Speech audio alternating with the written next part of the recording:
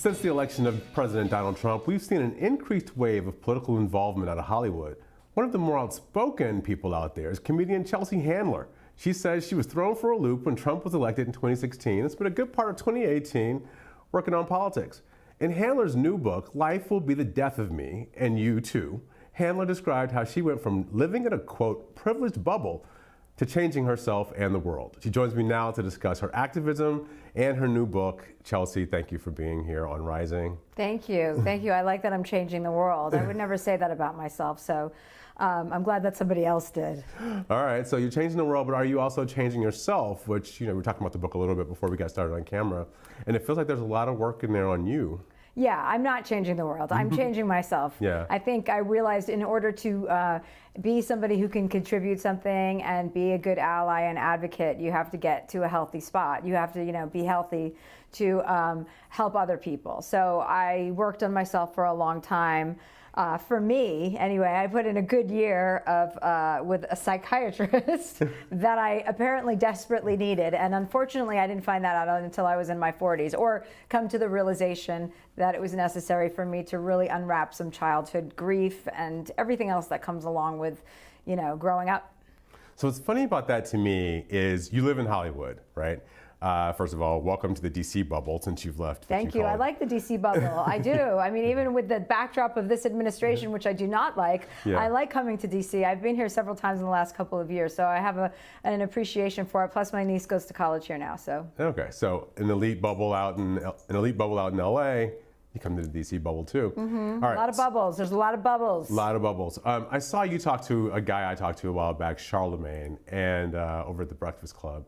And we had a long talk about the stigma in the black community about people going to see therapists. Particularly it's black men who've been to see therapists, that there's a lot of, there's a lot of stigma around that. But you live in Hollywood, where people go see therapists all the time. Yeah. So I'm wondering why it took you so long to really kind of embrace that part of the self-growth movement. Because I looked at therapy as just another example of, Hollywood trend. Like I kind of compartmentalized it with, things like gratitude and manifest and the universe and colonics and kale. Therapy was over there, and it also felt a little bit narcissistic when you have a great career and you're, have a lot of success and a lot of attention around you to have anything to complain about when really everything in my life on the surface was going well.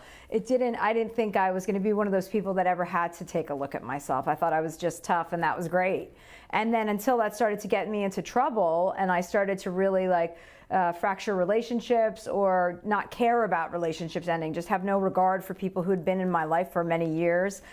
Once I got honest about all of that, I had a lot of anger that was released. Once I could identify the culprit of my pain, which in my instance was my brother dying when I was 9 years old. Once I was able to pinpoint that, I realized that so much of the anger I was holding with me for so many years was related to him. And it's not necessarily about Trump. Trump was a trigger for me, just like he was a trigger for, there's another word that I never thought I'd use, but it's a perfect word to describe it because it represented to so many people their lives becoming unhinged. And for me, that's how it felt. And I was hysterical. And I needed to get control of myself in order to do something positive with all of my outrage and harness it into something good. So you did all that work. You talked to the therapist, you did the work, you focused on your lived experience, all the things that people talk about. And the big thing that you learned, you say, is what in the book? For me, well, the big thing I've so many things. I mean, but mine is a lack of patience. I didn't have patience, and I lacked empathy.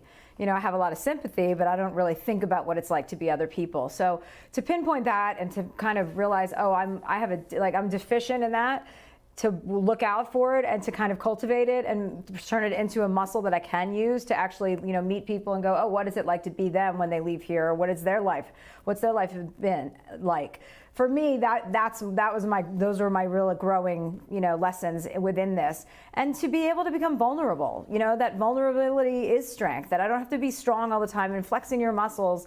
I was doing the same thing that I accused Donald Trump of, which is just being a bully. I mean, I was a much kinder bully, in my opinion, but, and I'm not an evil person like I think that he is, or just empty person, I should say.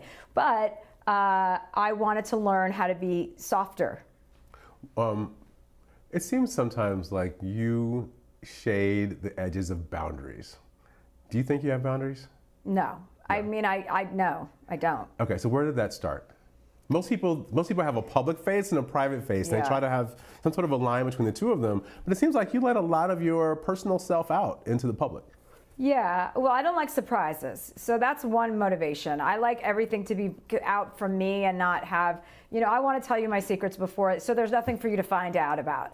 That's one kind of motivation. The other thing is, I was the youngest of 6 kids, so I was it was a lot of attention toward me and taken away from me when my brother died. Like, there was a lot of it, and then there was kind of, it became a desert. I became dehydrated for attention and of attention. And when that happened, I think I just started screaming and yelling and throwing my hands around because I wanted people to hear me and see me.